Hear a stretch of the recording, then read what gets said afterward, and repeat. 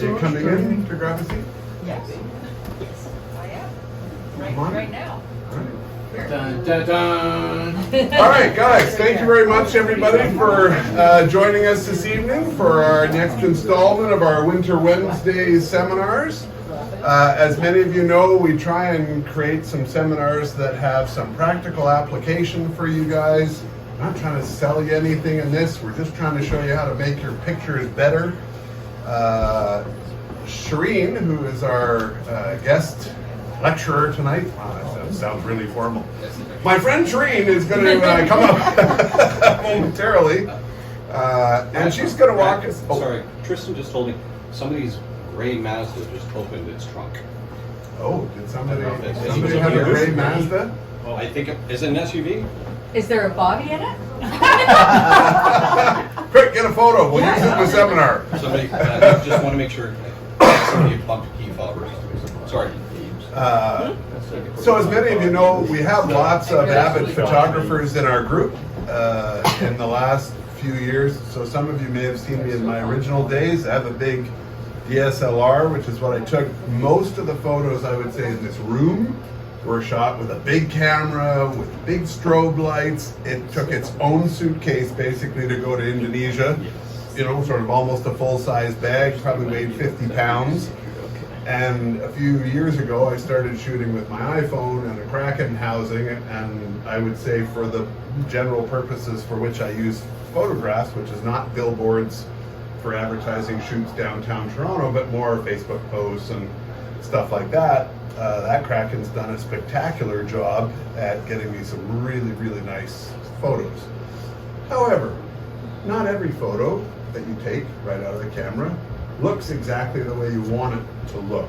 And so what we thought we'd do tonight is I've asked Shireen to share a little bit about sort of, I'm gonna call it the good, the bad, and the ugly.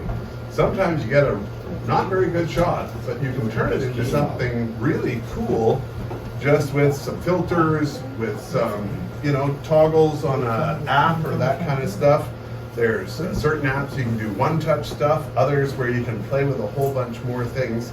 So she's going to talk a little bit about editing and that kind of stuff, and then actually walk us through some examples of looking at some actual photos and playing with some of those sliders and showing you sort of the effect that it has on some of the photos, so you can say, hey, that is kind of for me. Now, is there a right and a wrong way to do this? No. There's lots of photos that look very, I'm going to say, artistic, but not necessarily realistic, but they have their own merits on composition and artistic design.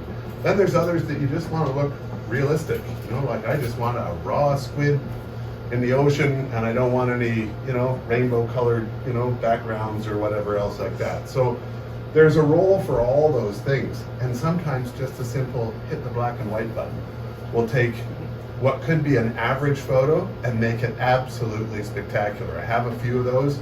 If any of you remember the shot that I took of the PLM in Newfoundland, it was a very misty day. I took the shot.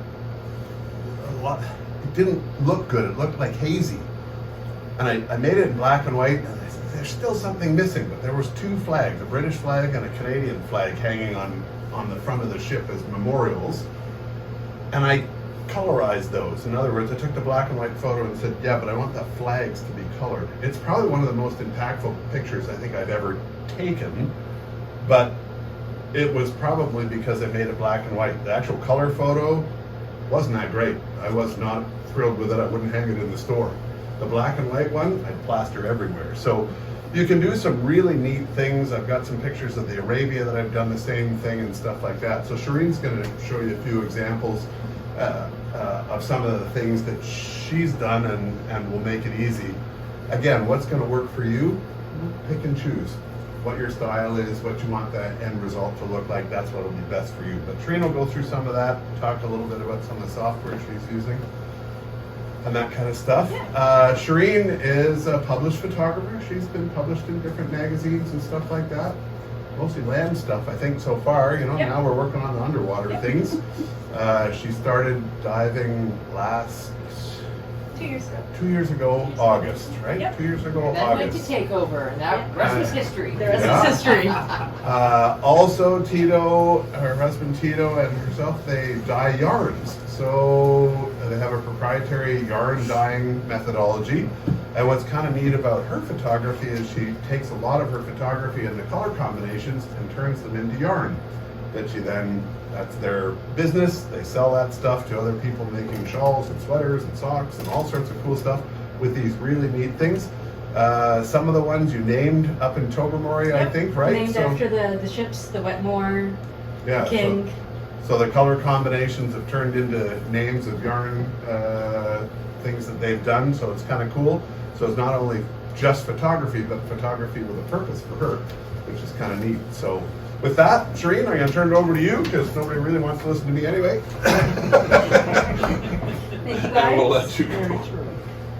Thank you for coming down tonight, folks. Feel free to shoot your questions at me as we go. I could definitely drone on about photography for a really long time. I'm going to try and keep it tight. So I'm going to answer a couple of the questions that I think that I hear anyway when people are talking to me about photography. We're going to talk about what does raw mean? Why do we shoot raw? We're going to talk about how to tell if your image is any good or not. And because sometimes you can't fix it. Sometimes there's just, you're so far away and there's so much blue-green in the shot, there's actually not enough information to be able to pull the data back and turn it into a full color shot. So I'm going to show you how you can tell whether or not the shot is going to be worth the retouching time.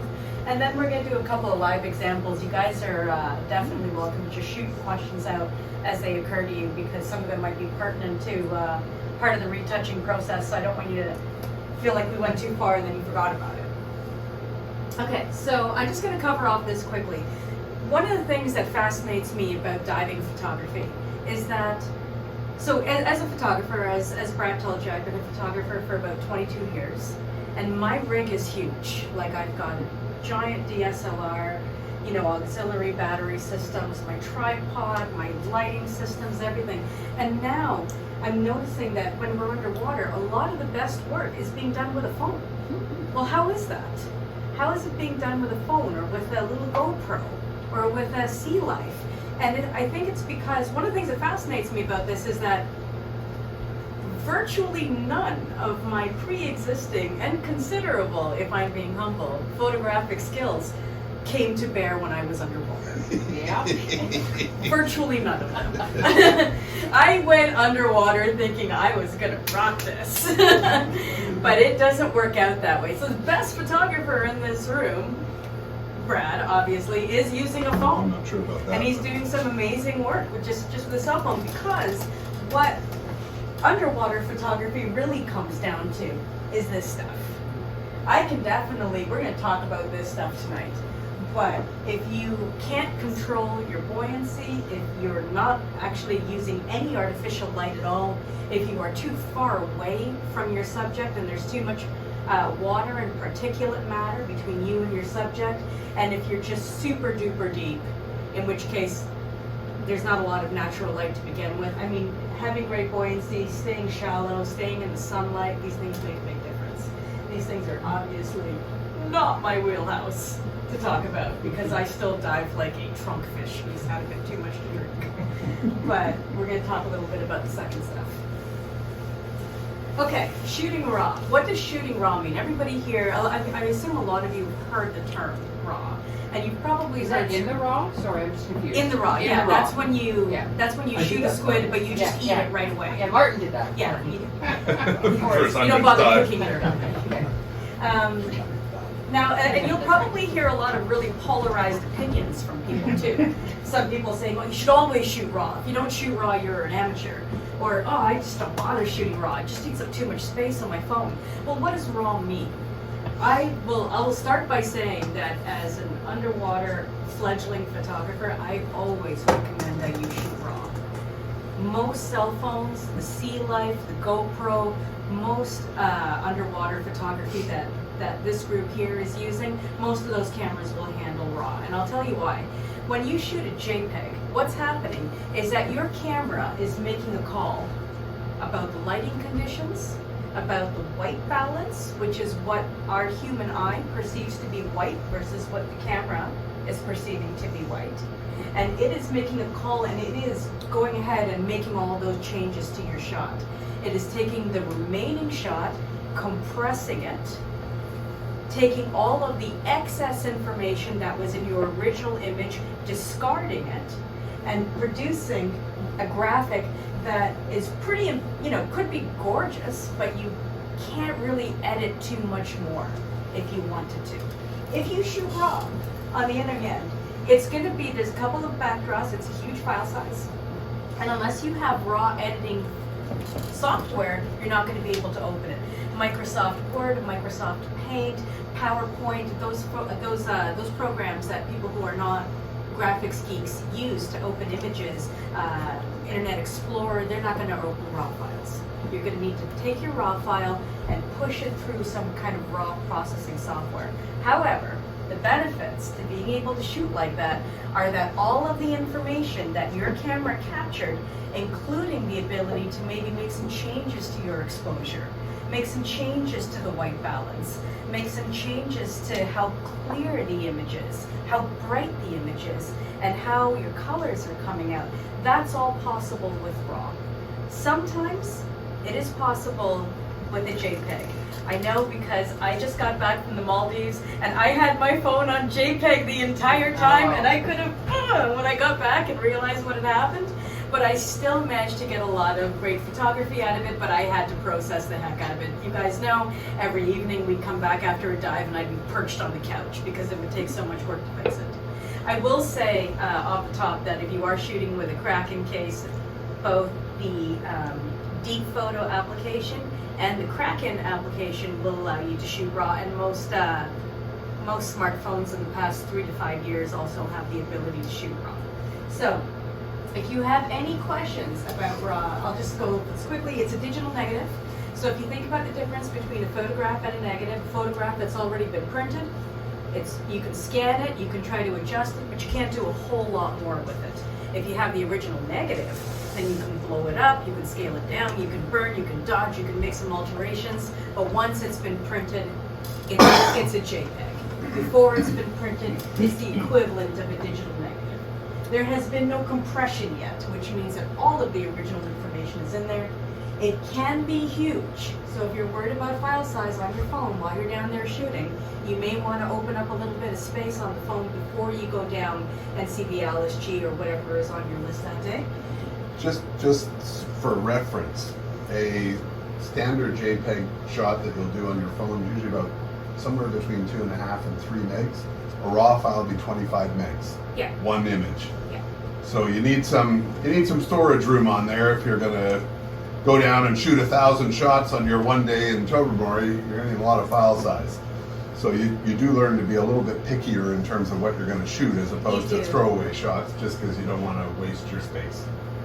And so what I do is I make sure that I have like a certain folder that I store my RAW in, and I discard it. Once I get home, I put it all on my computer. That's my workflow, and then I know that that chunk of my phone's hard drive is emptied again, and it's ready for me next time I decide to go shooting underwater. Okay, there's a lot of flexibility, but again, you will need a RAW editor. So again, if you're not a graphics professional, a lot of the stuff that we are used to being able to open graphics in, they will not open RAW files. So, and which is part of the presentation actually, is we're going to go over a RAW editor.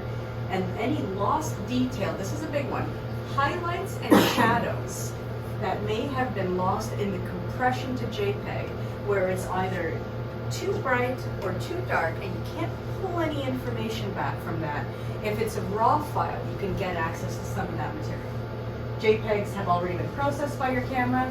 Your camera has made a call on white balance, exposure, color balance, etc., and the resulting image has been compressed for the efficiency of sharing online, which is what most people do with their pictures, and storage efficiency. The original data is gone. It is discarded. So if you overexposed down in the grotto because you were light metering for the bottom, but there was a beautiful sunbeam coming in from the top, if you shot RAW, you can probably recover that. If you didn't, the picture looks the way it looks.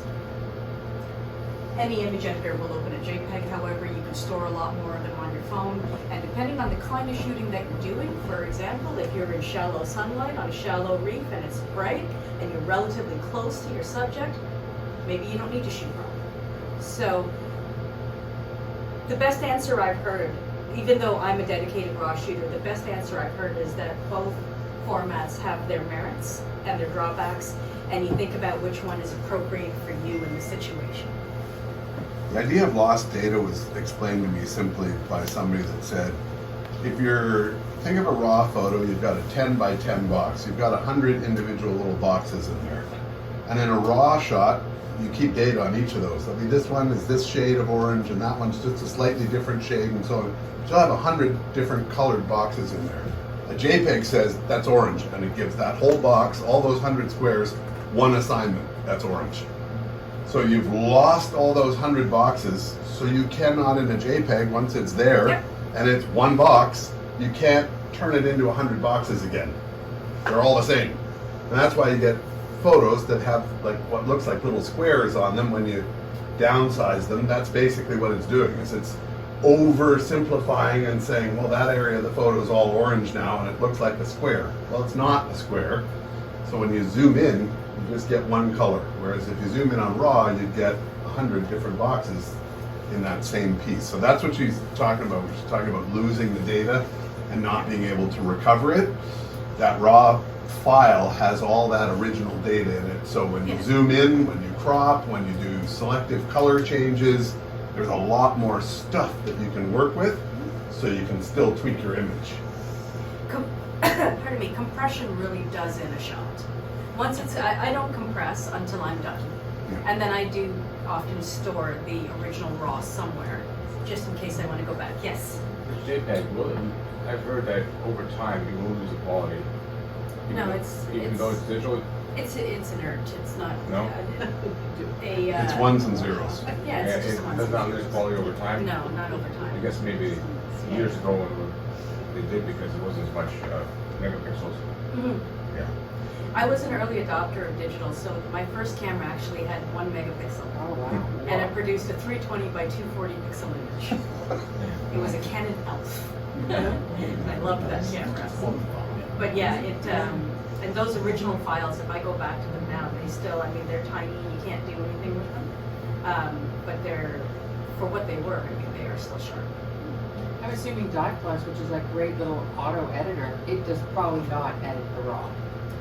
It does. Right? Yep. Yeah, it does. Yep, it does. Oh, It does, and we're going to show some examples It is of what kind of Dot nice Plus to can go do. change it. Oh, that looks great. Like it is kind of nice to have a little auto editor. Oh, for sure. One touch engine is amazing. It is. I think what Dwight was talking about is that you have a JPEG image from your camera and it's 3 meg, and then you like, upload it Or to you save it Facebook. down. Yeah. The You Facebook will will lose redo it yes. again. They're If you email resampling. it, they resample it again. So yeah, you are Yes. losing more and more of that information. But that's a resampling, so it's Resampling actually is the changing the original. image. Yeah. And it's not a matter of time, though, that's a matter of how many times it's been processed or downsampled, if you will, right? Oh, when you know, like when you send a picture on your phone and it says, do you want to send it small, medium, large, or actual Or size? small. Well, if you say small, it's taking that image and downsampling it Crushing it again. so that Yeah. there is now no longer 100 boxes per pixel, it's now 1. You know, that's all it's doing. That's how it makes the file size smaller, is it pulls out data and just says, oh, the only way I can make this smaller is if I yank out a whole bunch of the original data. Although we will cover later on in the presentation a little bit of how you might get that picture to be bigger again. It is doable with AI technology. Yeah. Did I miss anybody on questions? David had a question. Dave?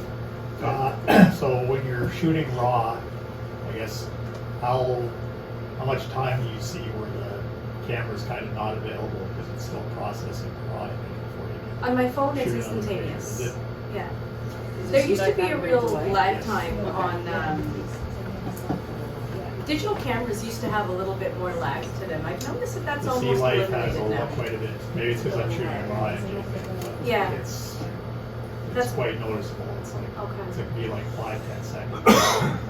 Okay. Yeah. On my iPhone, it's instantaneous. I wouldn't Instantaneous, notice that yeah. I was shooting RAW versus JPEG. Like, you don't notice anything. No, it wouldn't make a difference. Milo?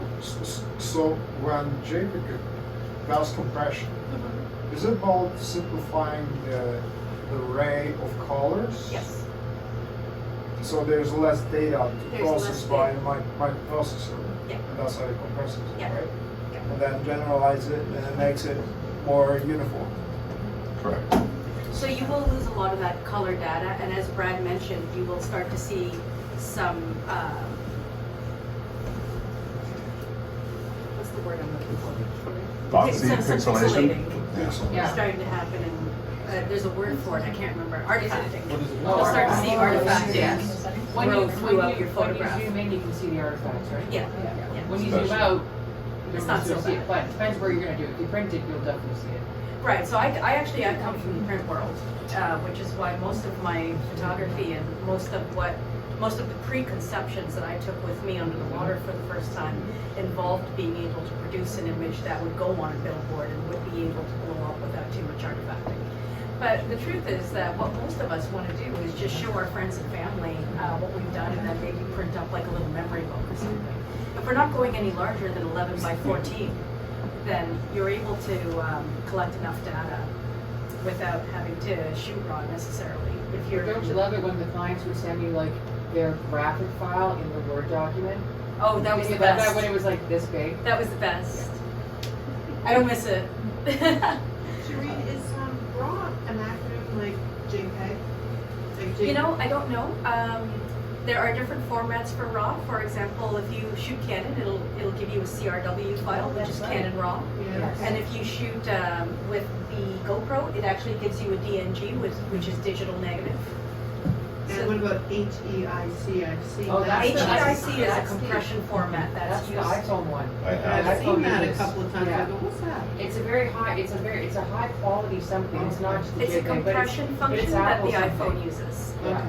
And when you transfer that file over to a computer or something, you can actually get if you're having trouble with them, you can get a free HEIC converter where you just drag it in. I and didn't even know what it It'll just was. convert it. I think you can turn it off too on your phone. You can turn it off as well. Yeah. I didn't know what raw was.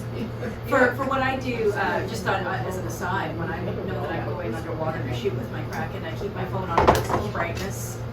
I keep my phone, all notifications turned off. And even though it does tear through your battery, I tell the phone to go at maximum brightness, notifications off, and remain on the entire time that I'm down there. The new Kraken cases actually have the ability to charge your phone, which is why I upgraded, is the ability to charge my phone while I'm down there.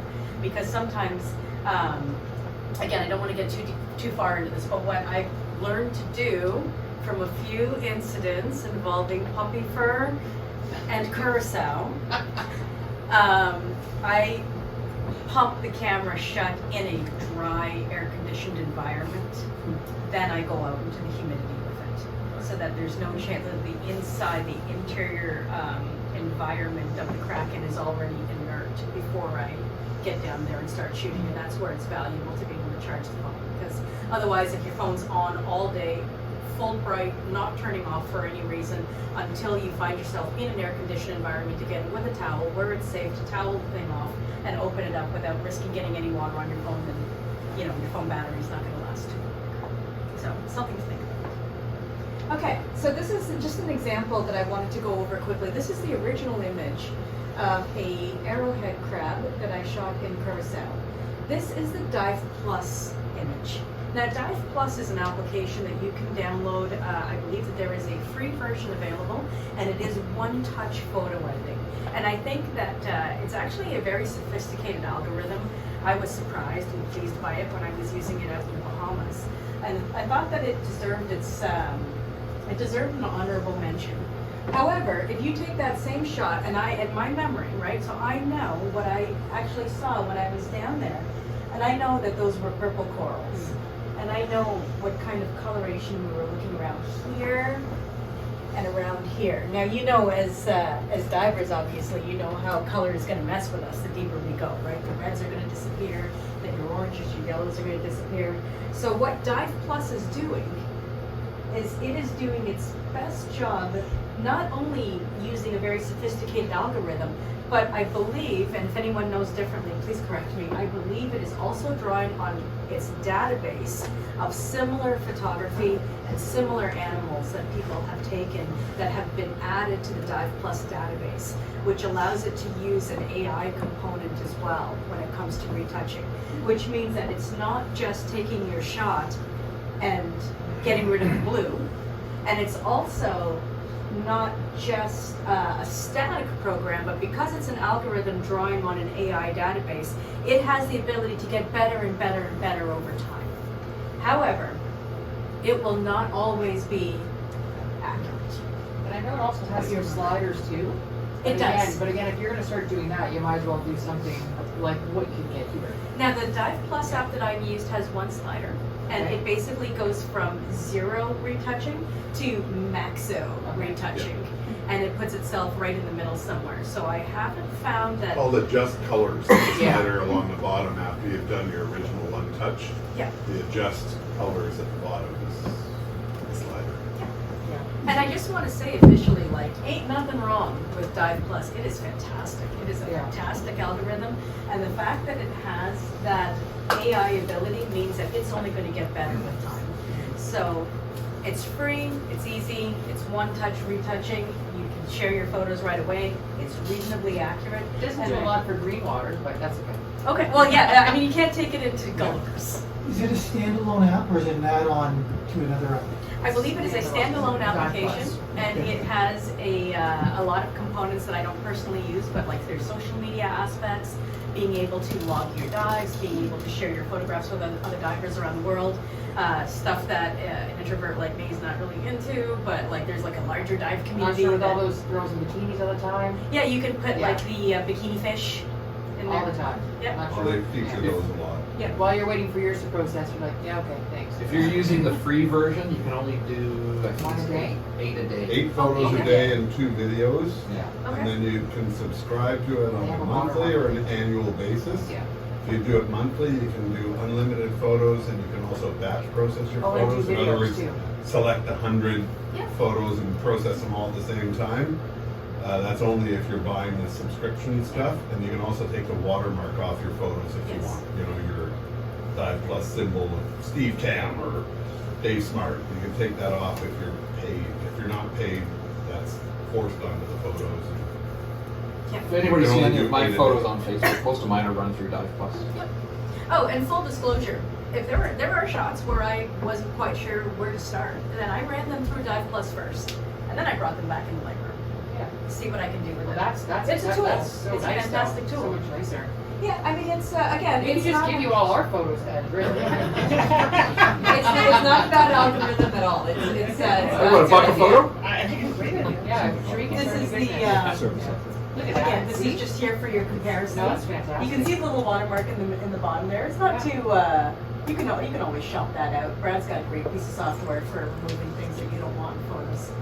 But it's But it's okay to It's have your ours. name on it. It's nice to have your name on your photos. okay. Now let's get into whether or not it's worth retouching. How do we know whether or not you're going to be able to produce a good image from this? And that is about something a lot of folks, it's a little bit more on the technical side. It's not a brightness contrast slider, but it's not that far off. It's called the histogram. The histogram is a linear representation of the distribution of the pixels in your shot. And it is going to give you a lot of critical information about whether there is enough base material there to be able to proceed. You can take 2 photos that both look completely blue-green, and one of them will have a very rich histogram, and you'll say, okay, good to go.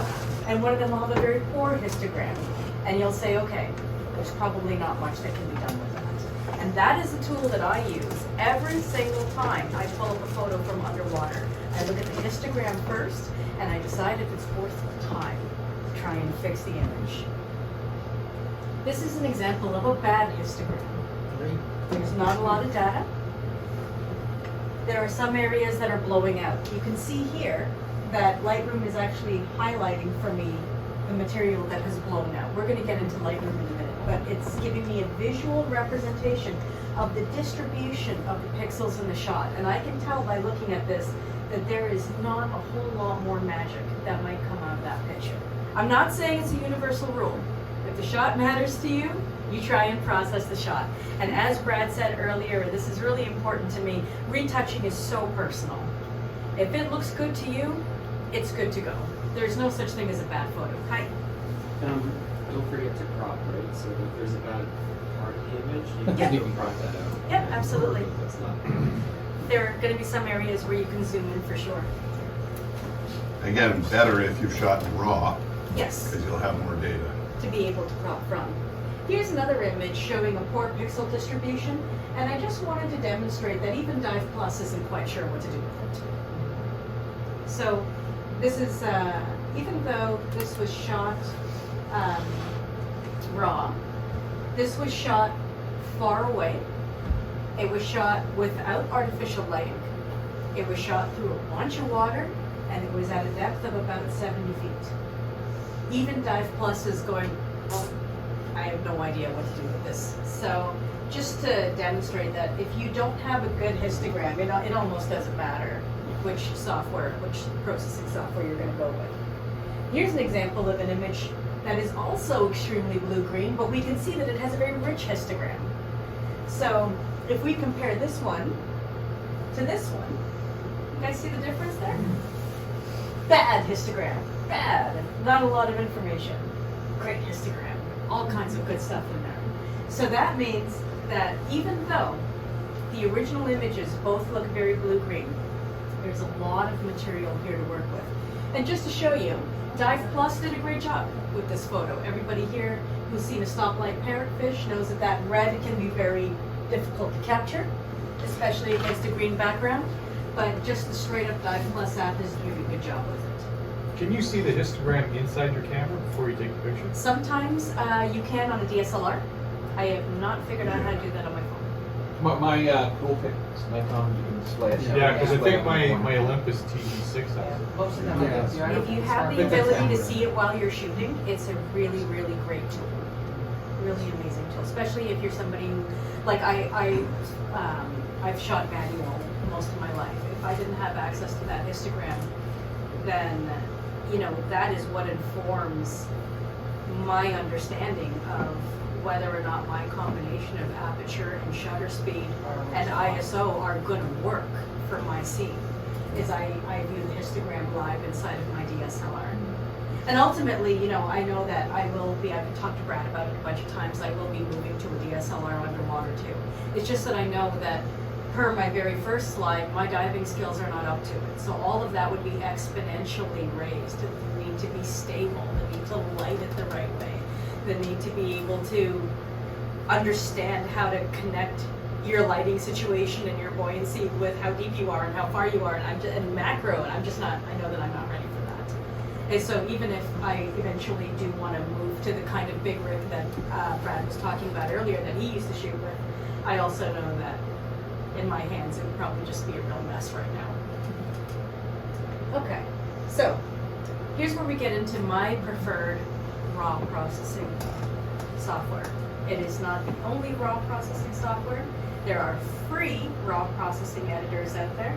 This is just the one that I am the most accustomed to because I've been using Adobe for most of my adult life. I also find that Lightroom is very accessible. It is a subscription-based service. It is $12.99 a month through adobe.com or adobe.ca. I'm not sure. It'll route you to the Canada site so that you're charging Canadian dollars. But I'm going to give you a quick overview of what's available here. We'll start with, as I've been harping on about it, the histogram. Brings up the histogram for your shot right away. Then there is a set of cascading menus that each one has got different ways to edit color and different ways to achieve the same ends. So you can stick to the tools that you like, the tools that are comfortable for you. Lots of ways to get to the same place. We're going to go over a few of them. There is the ability to filter your shots, so you can take all the ones that you know you're going to want to come back to and flag them, so you don't have to go through all 2,000 of your shots every single time. There's the ability to see a little film strip down here, so you can scroll through your shots. And then on this side, you've got a little miniature, which is useful for navigating, and then you've got presets. And we'll talk about presets briefly, but basically, sometimes if I'm in Tobermory, I get a bunch of shots that are too far away, and then I get one shot where the lighting was right. If I process that shot and then save those settings, sometimes I can go back to the other shots that didn't have enough material for me to work with, paste the setting, and it'll work. So I find that generally for the same lighting conditions, for the same camera depth, for the same proximity, for the same subject, you can often copy and paste a bunch of settings once you've done one image, and it really speeds up your flow. Okay, so we determined that the photograph has got enough information according to the histogram to be worth proceeding with. On the right side of Adobe Lightroom, you see several stacked sections. Every section contains tools that allow you to alter the image in different ways. There is more than one way to get the same result. Stick with the tools that feel comfortable to you. And retouching is a very personal thing. As Brad said earlier, some people want it to be muted and natural. Some people want bold colors and high contrast. There is no wrong answer. You go with what makes you happy.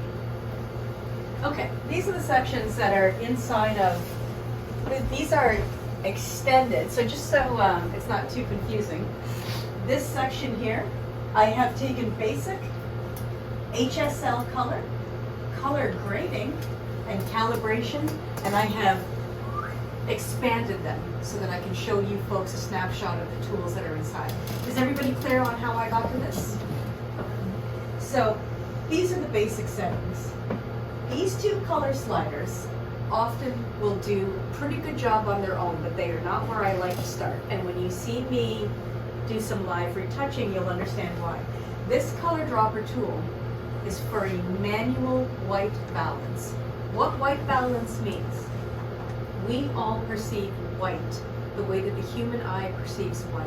And the human eye is a dynamic object that will adjust to any situation and figure out mostly what should be white. However, if you're underwater, if you're working with black lighting, if you are trying to get a picture and it's rainy and it's twilight and all these tungsten lights are on, you might find that the shot turned out really yellow and orange.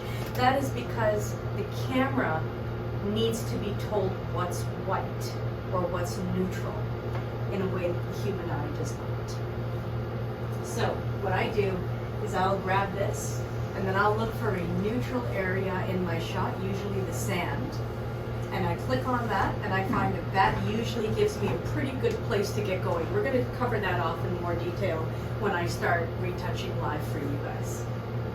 We've got exposure and contrast. I think that they're pretty self-explanatory, but if I'm going too quickly over anything, stick your hand in the air. Highlights, I find very valuable underwater. If you pull your highlights down, it's often like you had a polarizing filter on your lens. It's a little bit like putting sunglasses on the camera. It's not perfect, but on a JPEG, you will find out right away that your shot's got nothing to work with if you try to pull your highlights down.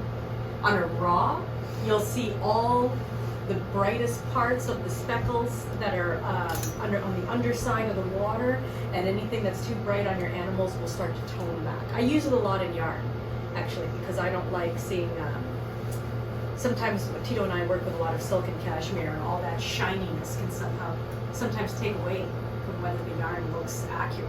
So pulling down highlights is one of the first things that we do. But again, highlights, shadows, whites and blacks, you're not, if you've shot JPEG, you're not going to have a good time with these. So just a warning, these are definitely raw sliders. Presence is invaluable when it comes to shooting underwater. I tend to take that dehaze and I crank it almost all the way. It is a great way to get some detail back into your shot and to remove a little bit of that fugginess that sometimes happens if the water's been a little bit foggy in front of you. Again, we'll do it live. Vibrance and saturation are both controls of color. How much color is in the shot and how intense the represented color is. Over here, color grading. A little bit more advanced. You don't need to go to this area if you don't want to, but some people, this used to be called cross-processing. Cross-processing was when you would say, okay, It's a sunny day, I took a photo. Everything that's getting touched by the sun is warm and yellow, and everything that's in the shadow of this chair is blue and cold. How do I take just that blue cold area and bring it up to match the rest of the shot, to match what my eye saw?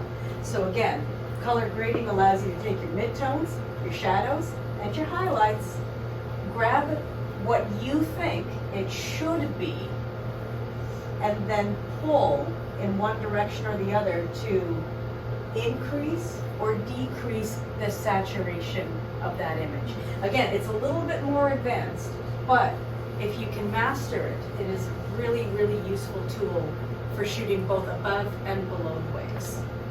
Shireen, just out of curiosity, does Yes. Lightroom work on video or just Yeah. stills? Video, like, no. No, just stills. Yeah. For Yeah. calibration, I see red, this is red. Camera takes a picture, camera says this is red. Who decides that?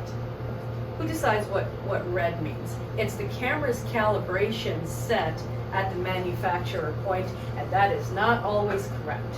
It is also not always correct when you are underwater, because it is a whole different ball of wax when you're underwater, because the water is, because all that light's getting filtered, because you're losing your reds, etc. You may want to recalibrate your shot to bring some of your reds back up. You can push them to the orange end or to the pink end, and you can determine how saturated it is. Then you can go to the green primaries, you can push them to the blue end or the yellow end, and how saturated it is. Then you get your blues, you can push cyan or you can push magenta and decide how saturated they should be. And then this is just a more basic version of the same thing, where you can choose any of these colors. You will get a slider. So HSL is hue, saturation, luminance. Hue means where are we on the spectrum of red? Are we in the pink section? Are we in the orange section? Saturation means how much red are we talking? Are we talking the letter B or are we talking the burgundy? And luminance is how bright that red is. So if I wanted to take all of the blue in my shot and I wanted to shift it toward aqua, to get rid of that purple cast that you saw.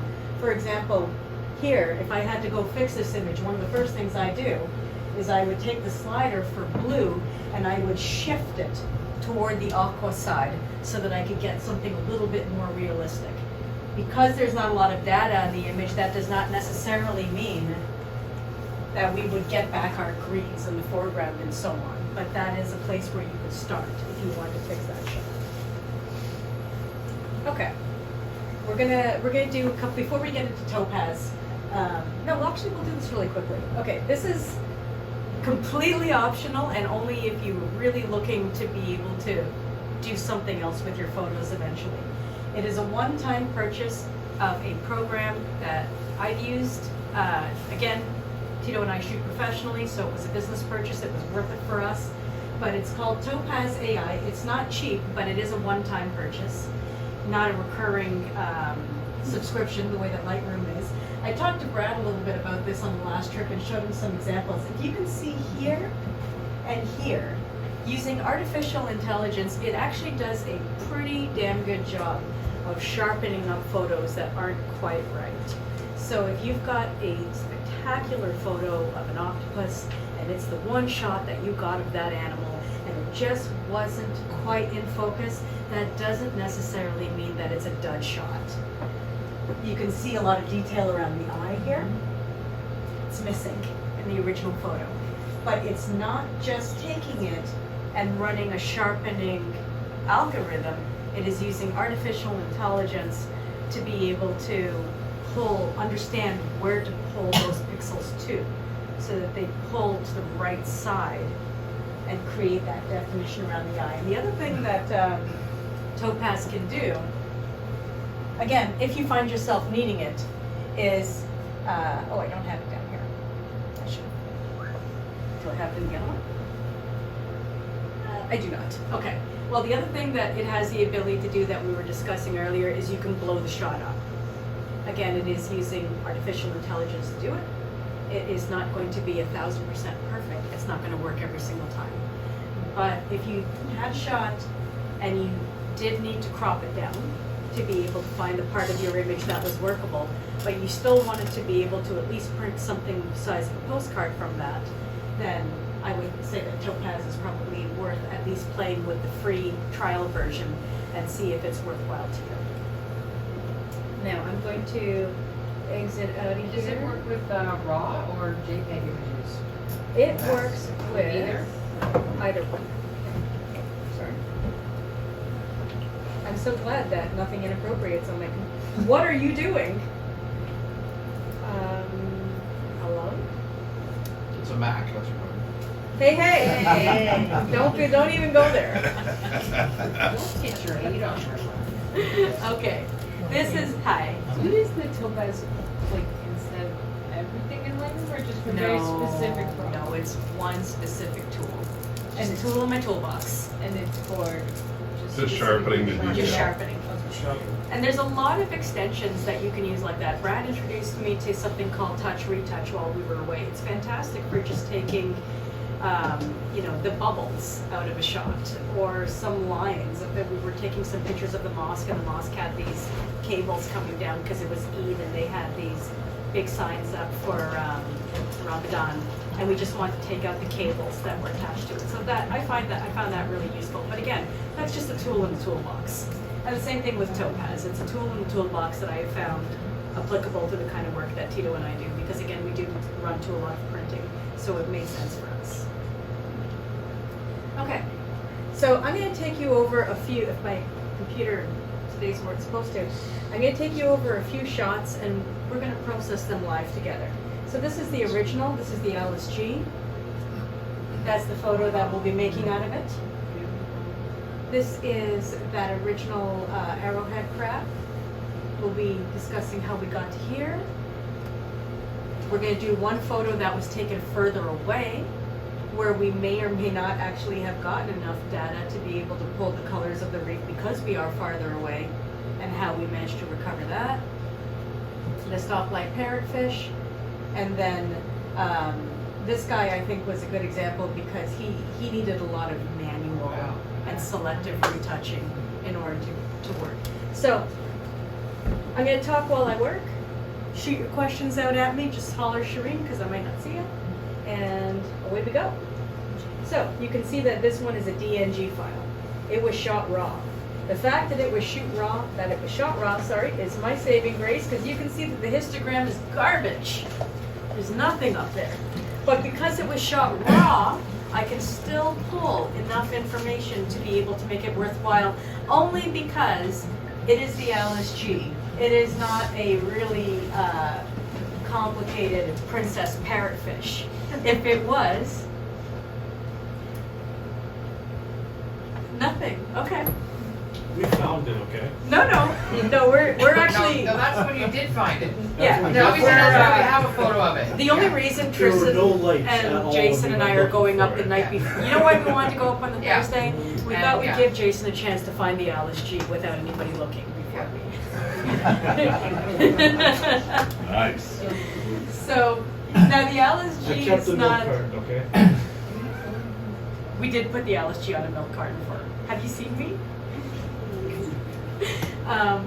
Okay, so the reason I can still pull enough data from this is because there's not a lot of material in the scene to begin with that would be required to make it a good photograph. If there was a princess parrotfish in there, we probably wouldn't be able to do what we're about to do. I'm going to start by going up to basic. See this guy here? This is how, this cascading style with these arrows are how all of the sections in Lightroom work. If I collapse them all, you'll see that original shot that I had put a screen grab up for. We're going to go to basic, and I'm going to grab this eyedropper tool first. Can everybody see where my mouse is? Mm-hmm. Cool. So we grab the eyedropper tool. Now, what's neutral here? I'm going to start with the sand. I'm going to come down here, and I'm going to grab the sand. Now, you can see that it looks a little purple and a little hazy, but it's already looking a little bit closer to what it should be, and probably not too far from what Dye Plus would do. Here's where I'm going to start. I'm going to go down to dehaze. Wait till you see the power of this one slider. That's one slider, and that is, I should say, everything in Lightroom until you export it is lossless processing. That means that you've moved the slider to a certain point, it's not permanent, you can move it back. It is saved in the metadata of the image so that every time you open Lightroom, whatever stage you left your photograph at from a processing point is still there. But if you decide you don't like it, or if 5 years down the road your tastes have changed, you can take that slider and you can move it back as long as you still have the original RAW. Once you're done, you export this to JPEG, share it on Facebook, there is no more editing ability. Now, so we've got that shot. We've already taken the dehaze. You've seen what a dramatic change that's made to it. Then, So, I see, Shireen, yes, So what you just said, it doesn't overwrite the original RAW file. No. does it? So you end up with both. exactly. It's always lossless work. It's like using layers in Photoshop. You can always turn the layers back off again. Okay. Quick one, this is 24 or 36? Pardon me? How many megapixels? This is a phone, I'm not sure, you know? So We're go at 25. Yeah. 25? Go 25 megs Okay. for a raw file on the phone. So, one of the first things I'm going to say now that we've done the dehaze, again, back to that, huge, huge when you're underwater. I'm going to add a little clarity too. Now look what clarity does. These are the easiest ways, I'm just moving the slider up and down so you can see it. These are easy ways to be able to compensate for the particulate matter that's in the water. Now I'm going to go to this area up here, all this blue. I don't like that shade of blue. It doesn't look like I remember it. So I'm going to open up the hue, saturation, luminance, color slider, and I'm going to grab the color blue. Does everybody see what I've done there? Now I have the ability to push that to aqua, or to push it to purple. See that? We don't need to do anything extreme with it. I just want to get rid of that purple tint, and maybe I don't need it to be quite so saturated. For my tastes, again, it's for, and you can make it darker. This is what your luminance would do. You see that? I'm taking all the blue that's in the graphic, and I'm taking the blue, I'm pushing it down on the luminance slider. You see how it's changing the histogram? I'm just gonna It's actually say that. changing the raw data, right? Yeah, yeah, so Is watch what the it's doing. histogram up in the corner. See that? And that is giving you, so that's an important point, Brad. That's actually giving you live feedback as you process to whether or not you are coming up with a balanced image. But as we said before, there are no wrong answers. If something really dramatic is your bag, that might be what you're going for, right? All that matters is what makes you happy with your final image. Okay. You can also see actually that sometimes it's interesting. There's more data up in there. I don't know if you can see where my finger's pointing. That is not showing up in the fully exposed file, but it starts to show shadows at the bottom because the James C. King is a great opportunity for processing because the ship's at an angle and it just gets deeper and deeper and deeper, but it's interesting all the way down. So if you shoot it and it's deep and you don't have a lot, your artificial lighting, it's not going to light up the whole boat, and you're deep. So how do you manage to pull back data from something like that? Well, this is the way you do it. I got some lights I can tell you that might. Is it the, what do you call it, the BFL?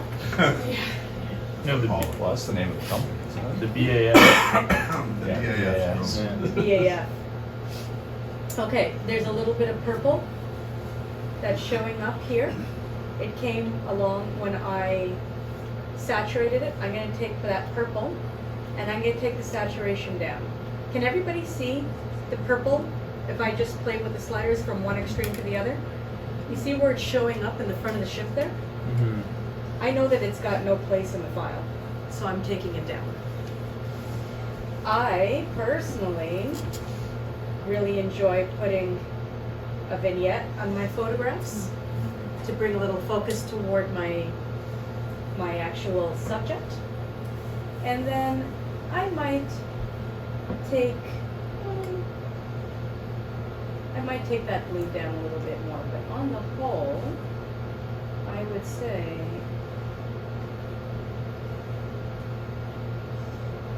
that the difference, it wasn't quite the same way I processed it here, but I would say that the difference, one of the things that we have the ability to do is actually show you. So Lightroom will do this for you. There are different views that you can use. It's this little section down here.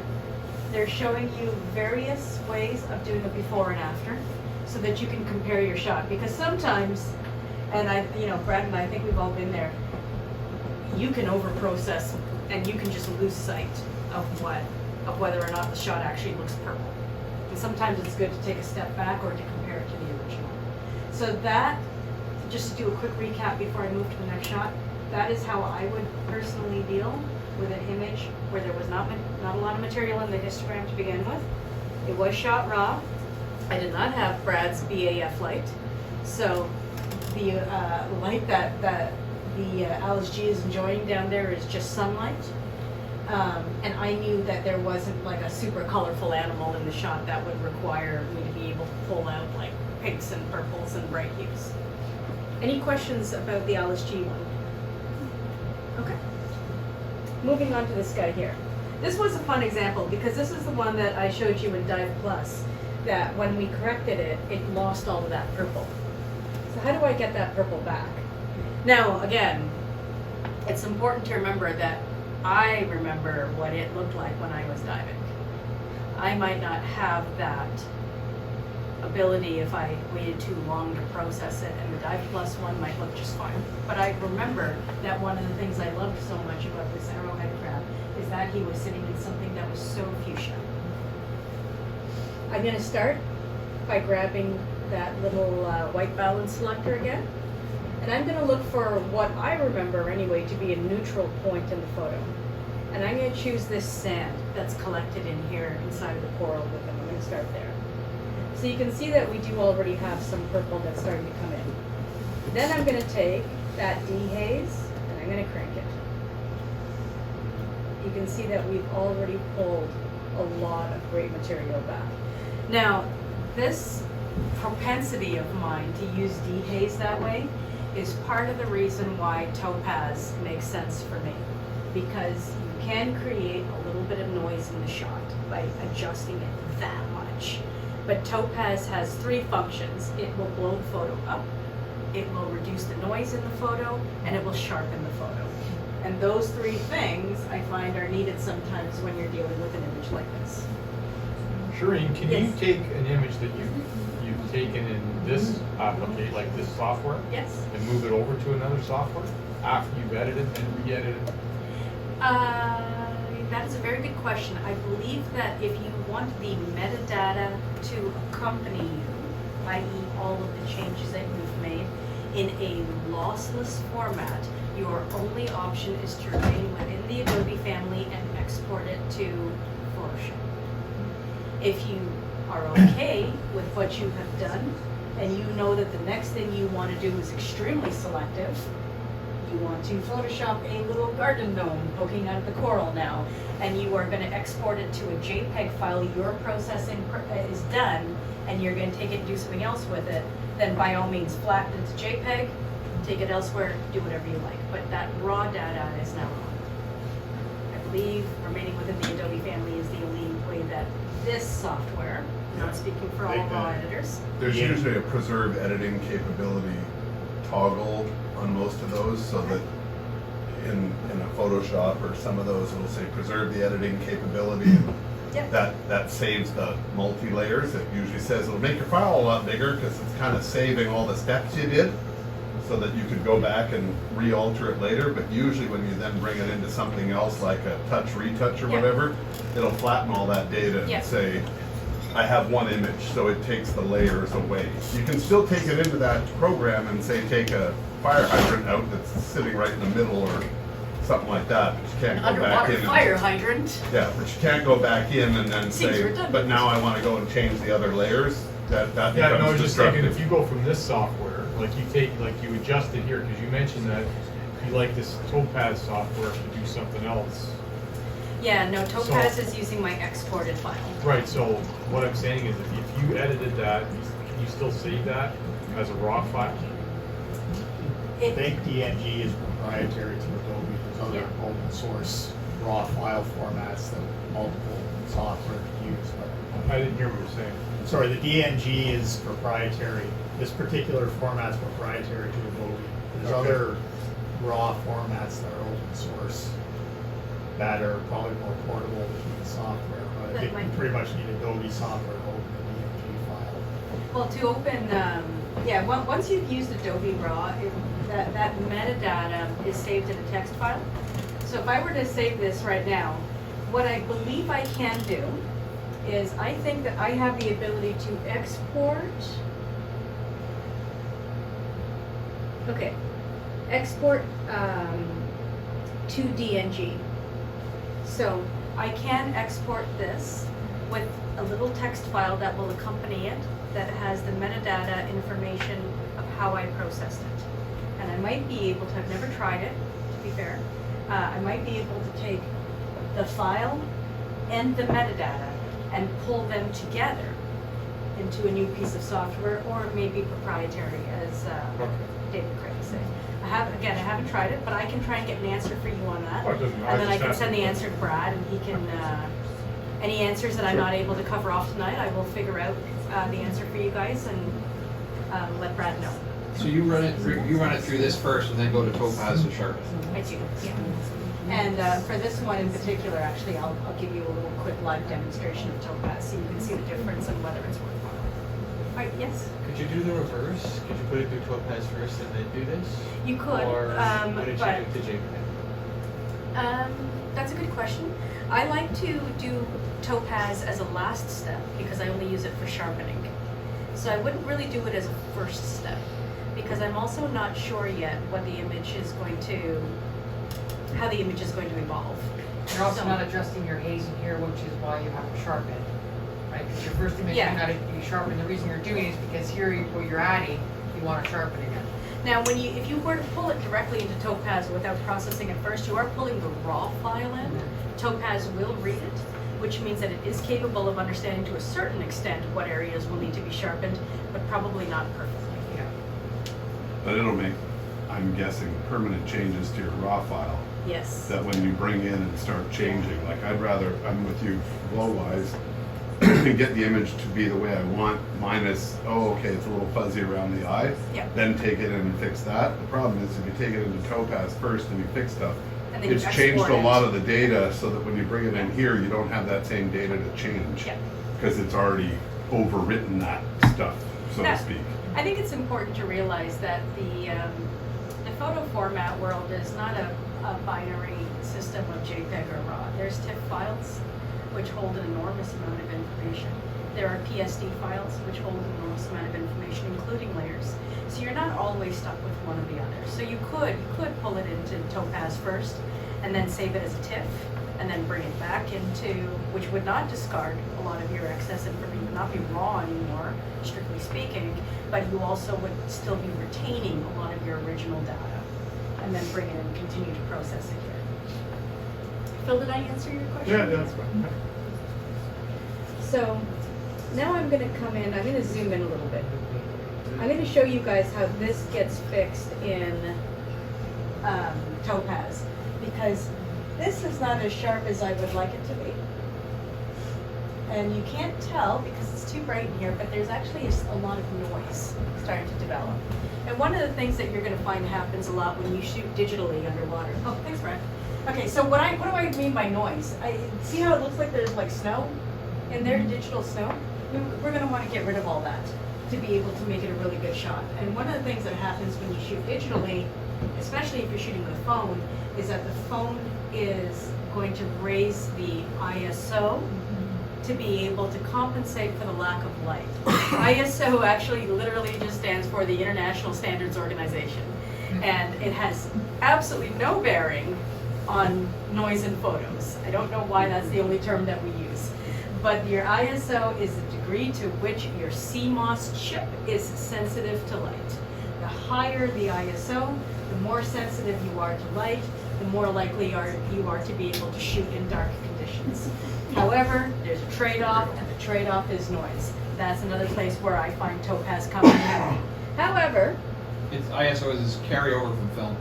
is that what it is? Yeah. Oh, okay. A good way of explaining it in terms of noise is it's like volume on your stereo, Okay. and as it increases the gain, so the more you Get increase static. the gain, then at some point you get distortion, and that distortion is noise artifacts in the image. Did everybody hear that? Yeah, that's good actually. Yeah, that's a good analogy. Okay, so there is a sharpening function and noise reduction function inside of Lightroom. This is not using AI, so I don't tend to use it unless I'm dealing with something like a piece of portraiture and I know that I just need to get the eyelashes in focus. That's the one place where I might use something like this. However, the noise reduction, do you see how it makes it look almost painterly? Do you see that? You see how it starts to soften up the edges a little bit much? So even though Lightroom is an excellent piece of software, I still use Topaz because I personally don't find that it's doing the job for me on the sharpening and the denoise. I find that it starts to look either very, very digitized or very, very painterly. And that between those two extremes, I'm never able to find what I want. Okay, so we're gonna push back. Now, if you remember, this coral was purple. How can I find the purples in my shot and pull them forward? Well, we're going to go to the hue, saturation, luminance sliders. We're going to grab our purples and we're going to pull them up. And then we're going to push them. We can push them either to pinkier. We'll take this guy here, push it. Are you guys seeing that color shift?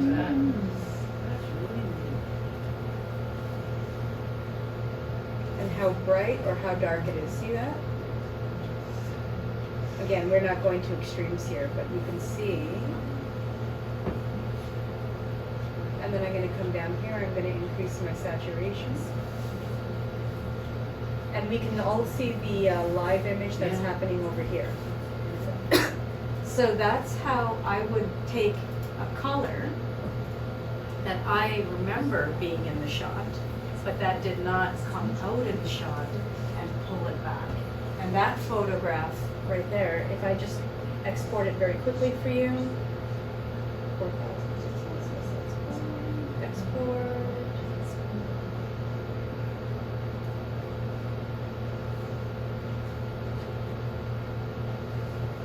Okay, I'm just gonna run this through Topaz very quickly so that you can see.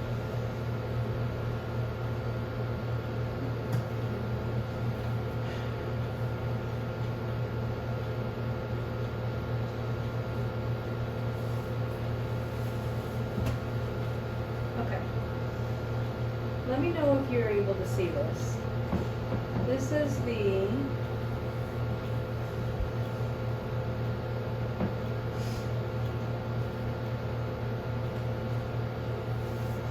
okay.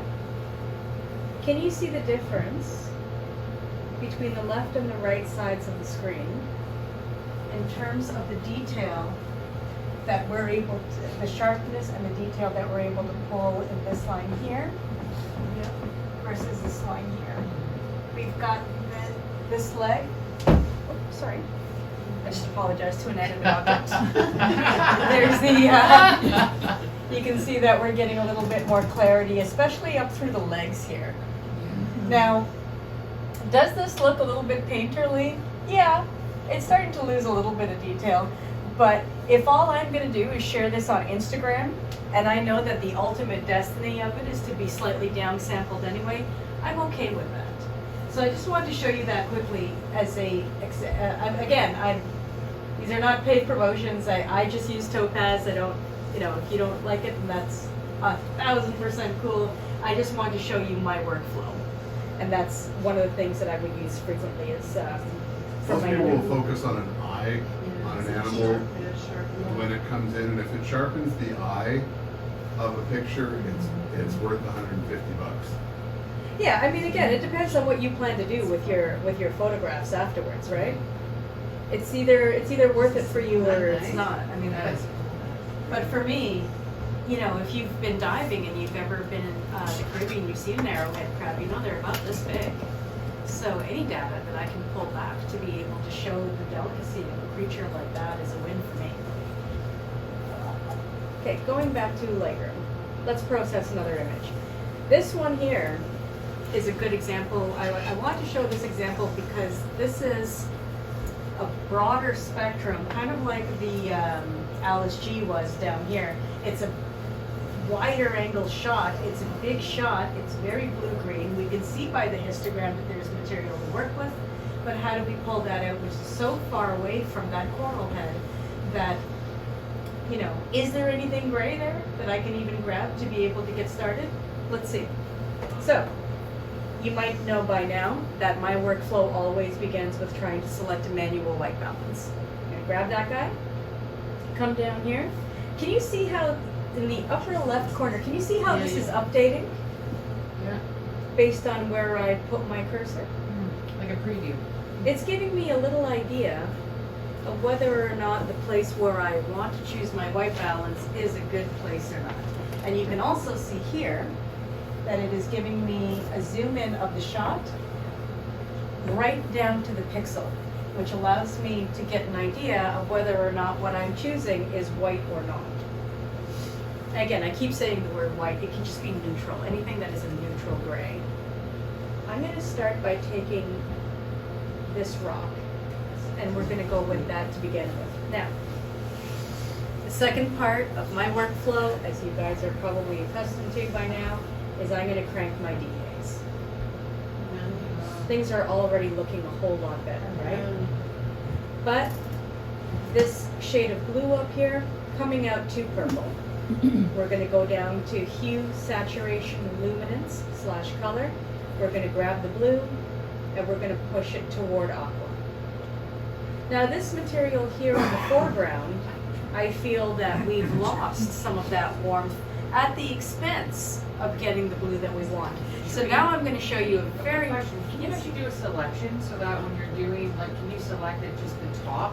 Yes, Purple, so that's the next step actually. Look at that! Foreshadowing. Just a segue. The next Back thing... in the room, we really got it going on, don't we, Rob? We do. Oh no, we got a kind of rhythm test. So the next thing I want to show you is selective editing in Lightroom. It's a very, very, very powerful tool. It's literally the only reason why we're going to retouch a stoplight parrotfish later. This little circle here, if I click on it, these are masking abilities. It will mask off any part of the photo that you choose, and you can get as complicated as you like, and then you can adjust just that part. We're going to do a very simple adjustment here. We're going to take the linear gradient, and we are going to drag up from the bottom. The bright red color, that coral color, is just there to indicate to me what part of the image I've selected, and you can see that my mask is graduating out to nothing at the top. If I didn't want it to, I can make it a very hard line. You see that? So if I was shooting a sunset, and I wanted brilliant sunset colors, but I wanted my effects to stop at the horizon line, then I might do something sharp like that. So that's a gradient mask. That is a right? gradient mask, yes.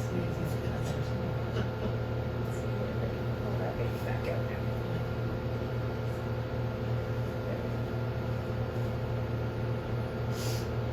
now. Okay. This is a linear gradient. Lightroom has the ability to do a radial gradient. It has the ability to allow you to take a brush, a very hard brush, a very soft brush, feather, no feather, zoom in and paint on where you want your mask to go. And it has a very, very powerful AI function that will allow you to select only your subject, which we're going to get to when we process the next image. But for now, let's look at what this does. I've selected the bottom. I'm going to put a little bit more sunlight back in there. And maybe I'm going to hit that green a little harder. And then maybe I'm going to put some saturation. Does everyone see how the adjustments that I'm making are only happening now to where my mask is located? And that's a quick way to take an image that didn't necessarily have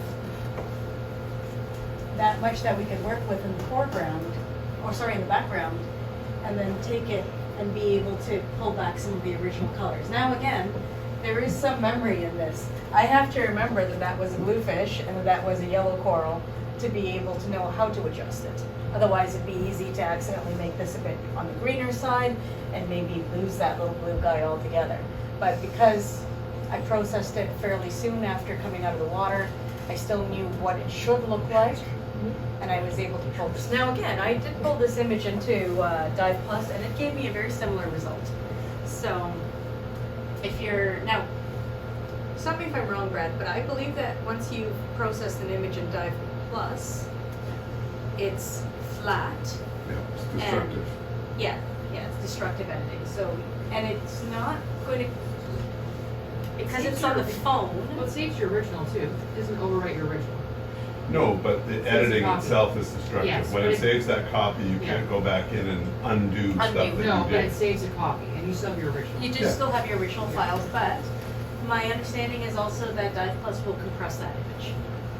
So yes. if you're using Dive Plus to be able to process your images, like I can export this file now to 5,000 pixels wide if I wanted to. If I do Dive Plus, once I save it back to my camera program, I'm not sure It's what much, kind of much resolution. smaller.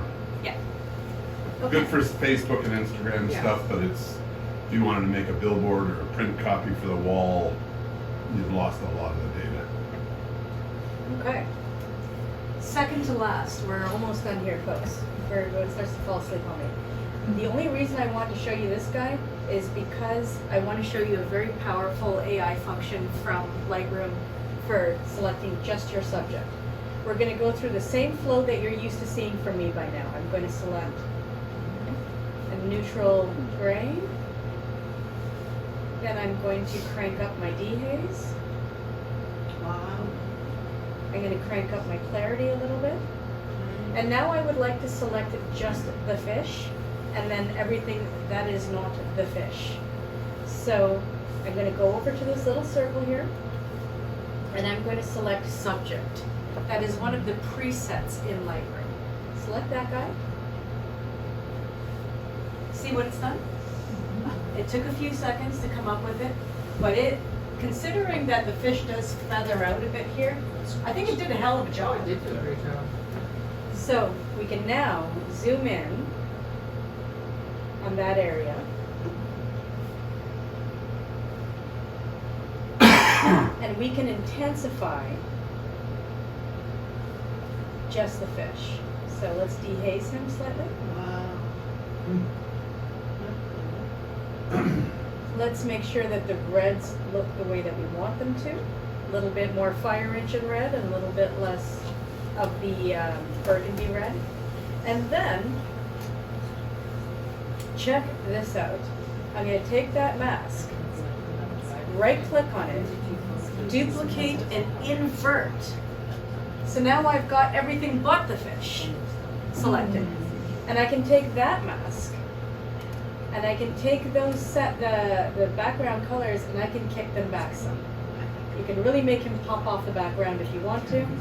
Obviously we don't want to go that far with it, but you can take it, you say, okay, well Shireen, I like what you did, but I think that it's a little bit too blue.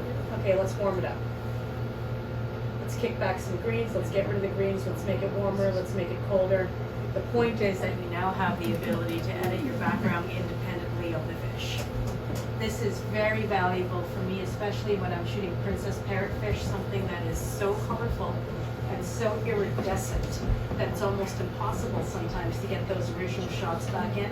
That's where I will use the subject selection function to be able to isolate my subject off the background. Hey Shireen. Yes. With the subject selection, do you have any flexibility to actually lasso the object and move it Absolutely. to Photoshop? So let's say that let's say that we don't think it did a very good job. Yeah, like the You can second right click. one, for example. And, or you can say, so there's a little plus and a little minus sign here. I don't know if you can see those. They are right up in there. So if I say plus, I would like to add to my mask. It's going to ask me how. let's say I'd like to add with a brush. I can grab that brush. I can impact the size of the brush and the amount of feathering on the brush, and I can say, I'd like you to be able to take this much more and add it to my original mask. I can undo it, I can come down here. Again, let's say that we're going to add to the mask with a brush.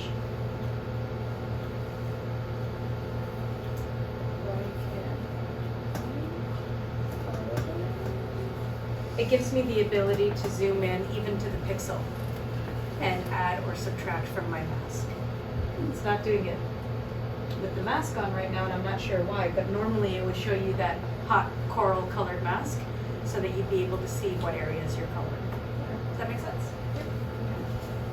So this guy here, last picture, and he's kind of an interesting shot to me because he's so far away that I've had to manually color almost everything because there's so much particulate matter in the water that I really, really wanted to be able to get that shot of the turtle. So I'm going to take you through the process for him quickly. Also note that the histogram is crap. It is a DNG, which means that we've got some flexibility, but there was not a lot of information in the original shot to work with. And for the record, I did pull this through Dive Plus just to see what would happen. And all it did was increase the contrast and make the turtle look really blue. So, not always the right answer, right? So you go back to here. Everybody knows my workflow by now. I'm going to start by selecting my gray. We're going to go with the sand. I'm going to crank up my dehaze. Things are already looking quite a bit better. I'm going to pull down my highlights. Look at the tortoise's shell. This is where pulling down highlights can make a big difference. Remember I said that this would not really make a difference to you if you shot JPEG? Because that information's gone. It would only take the tortoise shell and it would make it brighter or darker. That's all you would be able to do at that stage. But because it is a raw file, it's actually pulling back data that's inside of the tortoise shell. So I'm going to take my highlights and push them down. Then I'm going to go down to hue, saturation, luminance again. I'm going to do what I've done before. I'm going to grab my blues. I'm going to kick them into something that's a little bit more aqua looking.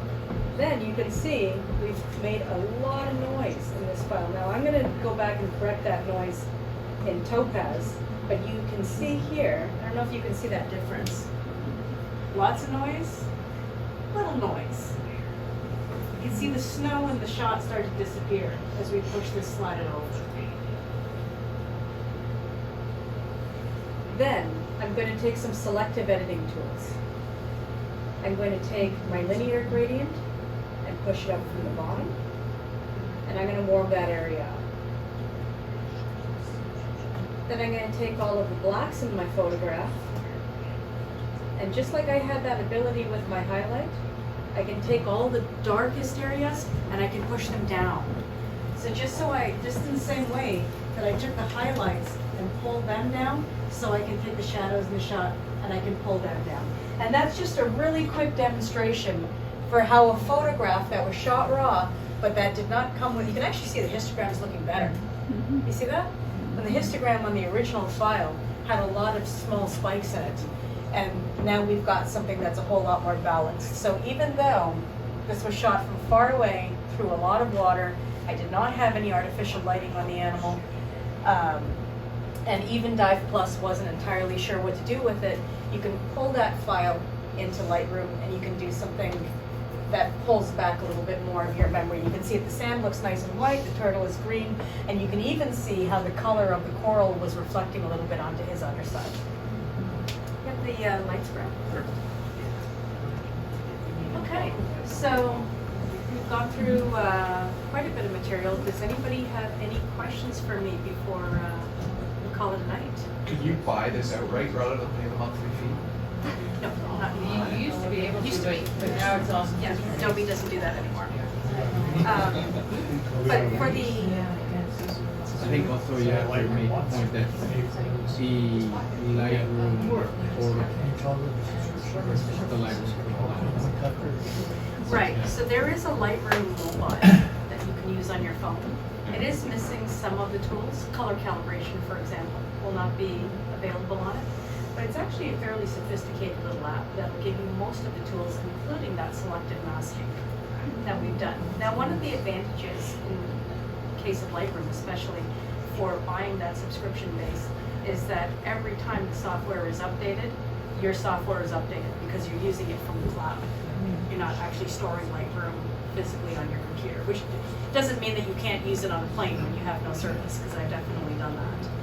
But it does mean that as the software gets updated, you're always using the very latest version, which is an advantage of being part of Creative Cloud, which is what Adobe calls it now, that you can't just buy the software anymore. Anybody else? No, we're good? Okay. Well, thank you very much for coming down.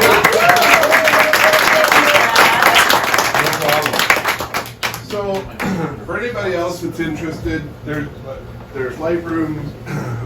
Shireen was referring to one of the ones that I use, which is Touch Retouch. There's another one that Google has, Snapseed, which is also free. It's a mobile one. You can download it on your phone. It's good if you get, sometimes you don't get those pictures and there's a white dot right in the middle of your, crap.